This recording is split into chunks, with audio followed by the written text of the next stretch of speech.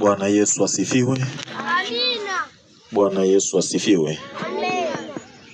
Niombe msomaji wangu uwe karibu na Biblia yako ili pale nitakapohitaji kunisomea neno upate kunisomea kama jinsi ambavyo nitahitaji tule na kunywa mezani pa Bwana kupitia neno la Bwana. Bwana Yesu asifiwe. Bwana Yesu asifiwe. Amen. Tukae tukiamini tunakwenda kupokea. Bwana Yesu asifiwe. Amina. Tuwe na imani kwamba tunakwenda kupokea. Amina. Tuwe na imani kwamba tunaondoka hapa tukiwa na Mungu moyoni mwetu. Amina. Tuamini tunaondoka tukiwa na Roho Mtakatifu ndani ya mioyo yetu. Bwana Yesu asifiwe.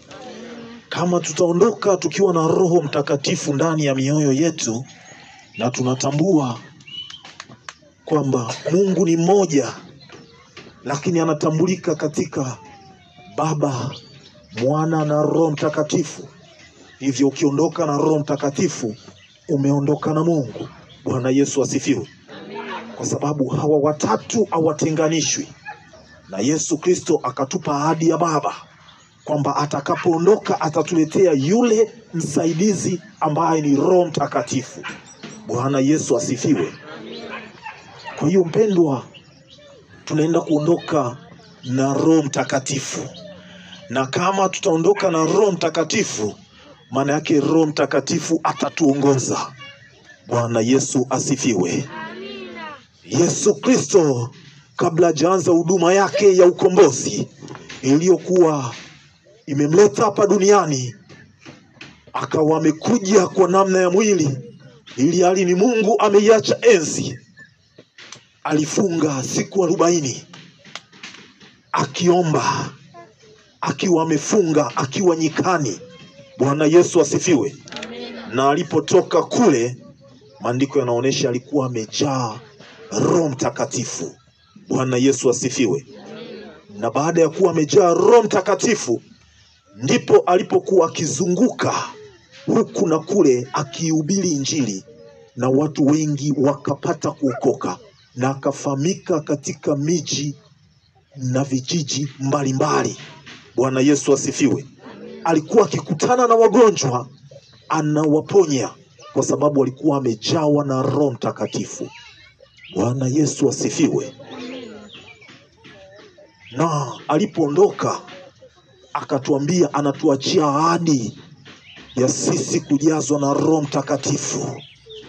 Na akasema kazi zote alizozifanya na sisi tutazifanya na zaidi, ikiwa tutaamini yale aliyonena. Bwana Yesu asifiwe.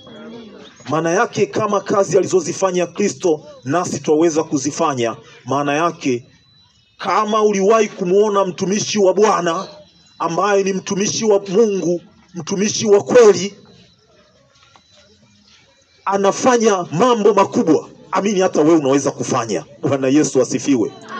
Juzi tulijifunza neno zuri, tukaona mtumishi wa Mungu si mchungaji, si nabii, si mwimba kwaya, ila mtumishi wa Mungu ni mtu yeyote ambaye anamcha Mungu, ameshika sheria za Mungu. Bwana Yesu asifiwe. Na anamtumikia Mungu. Bwana Yesu asifiwe. Na tukatazama katika maandiko kulithibitisha hilo. Hata leo naamini pia tutalithibitisha hilo. Bwana Yesu asifiwe. Naomba ukae ukiamini uko katika mahali sahihi, na ukae ukijiamini kwamba wewe ni mtumishi wa Mungu kweli kweli. Bwana Yesu asifiwe. Na kupitia neno la leo litaendelea kukuimarisha uwe mtumishi kweli kweli, sawa na Kristo alivyokuwa baada ya kuwa amefata kile ambacho tunahitaji kujifunza siku ya leo. Bwana Yesu asifiwe. Kichwa cha somo la leo kinasema funguo 7. Funguo 7 za nguvu za kiroho ili kufikia hatima yako. Bwana Yesu asifiwe. Funguo 7 za nguvu za kiroho ili kufikia hatima yako. Bwana Yesu asifiwe. Pendwa, hapo ulipo, shetani akikutazama anakuonea wivu. Shetani akikutazama anakuonea wivu. Na akitazama mwenyewe, shetani amekwisha poteza urithi wake. Kwani Mungu alimuumba shetani akiwa ni malaika Lucifer, akimtumikia Bwana mbinguni. Lakini kutokana na kujiinua kwake, akawa ameshushwa na jina lake likabadilika likawa Shetani. Bwana Yesu asifiwe. Kadhalika hata sisi tunahitaji kujinyenyekeza mbele ya mkono wa Bwana ulio mkuu, ili Bwana azidi kutupandisha, kwa sababu ajipandishaye ushushwa, na anayejishusha upandishwa na Bwana. Bwana Yesu asifiwe. Bwana Yesu asifiwe. Tunaenda kutazama funguo 7 za nguvu za kiroho ili kufikia hatima yako. Bwana Yesu asifiwe. Hiyo hatima kubwa niliyoisema kwamba Mungu ametuandalia, hatima hiyo ukianza kusoma maandiko utaiona kuanzia kitabu cha Mwanzo mpaka Ufunuo. Bwana Yesu asifiwe. Katika kitabu cha Mwanzo tunaona Mungu anamuumba mwanadamu, na baada ya kumuumba mwanadamu anampa dunia hii, anamwambia avitawale vyote vilivyopo katika dunia hii, atawale ndege wa angani, viumbe walioko majini, na hata wale waliopo katika nchi kavu. Bwana Yesu asifiwe. Na shetani baada ya kutazama na kutambua kwamba mwanadamu ameumbwa kwa upendeleo kwa sura ya Mungu, akaingiza ulaghai kwa mwanamke, akimlaghai, akaidi sheria ya Mungu. Bwana Yesu asifiwe. Mwanamke akawa amekubaliana na kile alichoambiwa na shetani.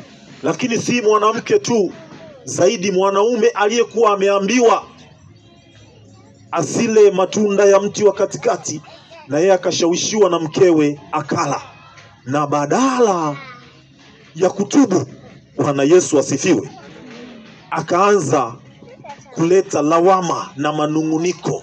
Bwana Yesu asifiwe. Wapendwa, tunapata fundisho kwamba Mungu wetu ni mkuu sana, na anahitaji kila tunapokosea tushuke katika kuomba toba. Na tunaposema toba, hatumaanishi kuyasema maovu yako halafu ukaendelea kuyafanya, ila isipokuwa tunamaanisha kugeuka. Bwana Yesu asifiwe. Hata kama utaazimia moyoni mwako kwamba sirudi tena kufanya dhambi, na ukageuka, Mungu anakusamehe. Ukitazama Daudi anaonekana ni mtu ambaye alikuwa kwenye moyo wa Mungu, lakini ukimfuatilia Daudi alikuwa akifanya dhambi. Bwana Yesu asifiwe. Daudi alikuwa akifanya dhambi nyingi, kuua. Bwana Yesu asifiwe. Na dhambi nyingi alikuwa akifanya. Lakini ukitazama kwa nini Mungu alimpenda Daudi, Daudi mtumishi wa Mungu alipokuwa akitenda dhambi, alikuwa akiomba toba, alikuwa akitubu. Bwana Yesu asifiwe. Alafu akishatubu, uoni katika maandiko akirudia ile dhambi. Bwana Yesu asifiwe. Kwa hiyo kwa Mungu kutenda dhambi si shida, ila isipokuwa kutokugeuka kwa Mungu ni shida kubwa zaidi. Bwana Yesu asifiwe. Baada ya Adamu kuwa ametenda dhambi ya kukaidi kile Mungu alichokuwa amemwambia, Mungu anaenda kumuuliza kana kwamba ajui. Lakini Adamu anaanza kuonekana anakuwa na moyo mgumu, hataki kukubali makosa. Bwana Yesu asifiwe. Wapendwa, tutoke huko. Bwana Yesu asifiwe.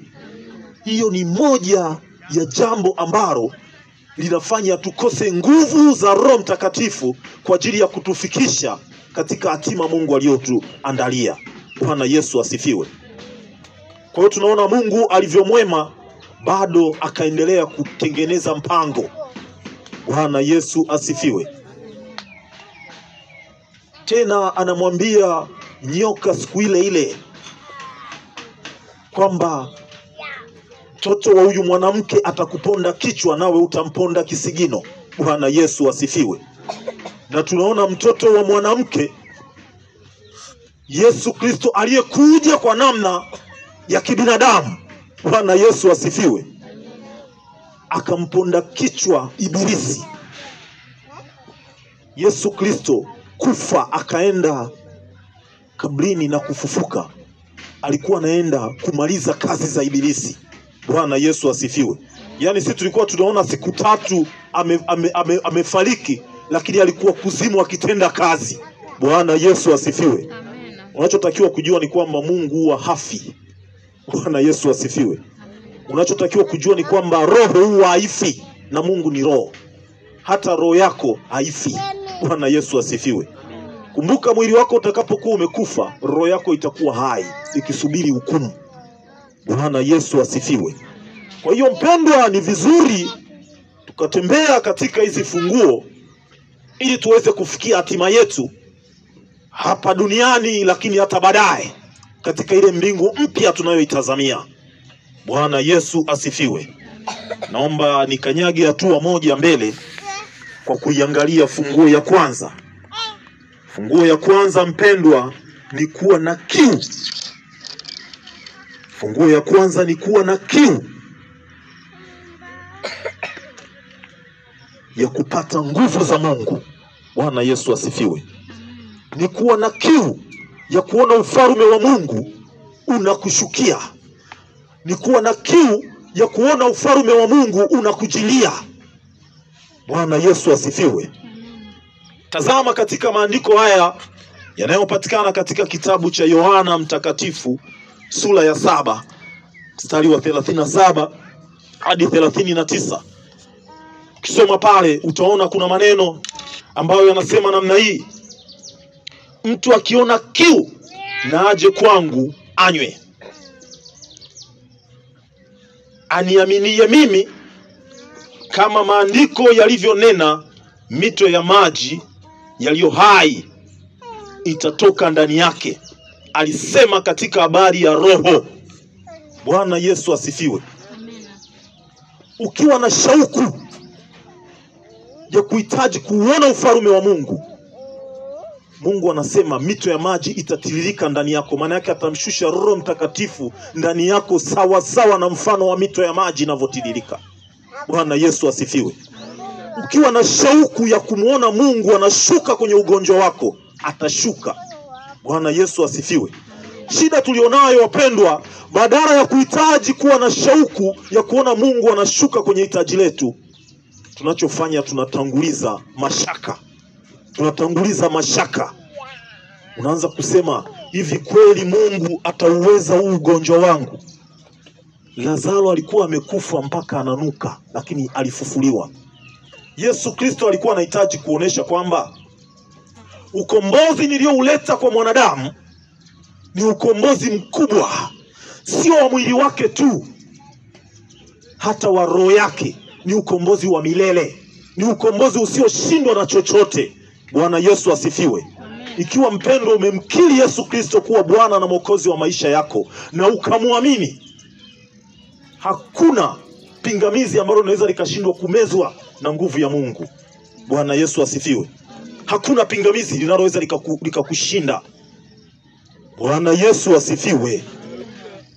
Unatakiwa uwe na shauku. Siku moja nikawaambia kwamba unatakiwa katika maisha yako uwe na malengo, na malengo utakayokuwa nayo yasiwe madogo, yawe makubwa, kwa sababu Mungu wetu anahitaji kupambana na mambo makubwa ambayo macho hayajawahi kuona wala mioyo yetu haijawahi kuweka ndani ya mioyo. Bwana Yesu asifiwe. Mungu kaahidi namna hiyo kwa wale wampendao.